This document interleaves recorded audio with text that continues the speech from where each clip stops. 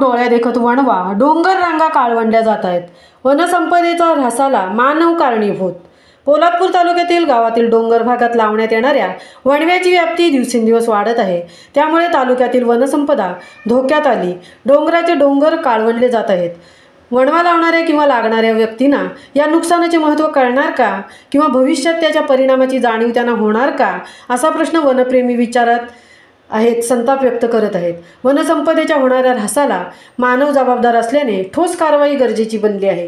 पोलादपूर तालुक्यातील अनेक गावात सायंकाळी किंवा पहाटेच्या सुमारास गवतासह झाडाला पाला जळून जाण्यासाठी वणवा लावण्यात येत आहे। मात्र वाऱ्याच्या वेगात वणवा सर्वत्र पसरत असल्याने अनेक दुर्दैवी घटना यापूर्वी तालुक्यात घडल्या आहेत।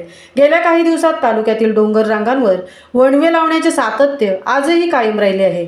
तालुक्यात डोंगरात पेटणाऱ्या वणव्यांमुळे येथील अनेक उपयुक्त वृक्षवेली नष्ट होऊ लागल्या आहेत।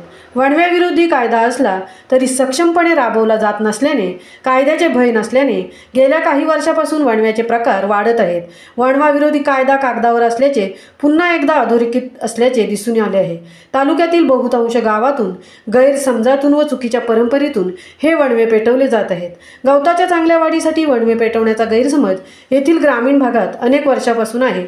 मात्र या कृतीला कुठलेही शास्त्रीय कारण स्पष्ट केले जात नाही। येथील शेतकरी भातपीक घेण्यासाठी तरवा तयार करतात।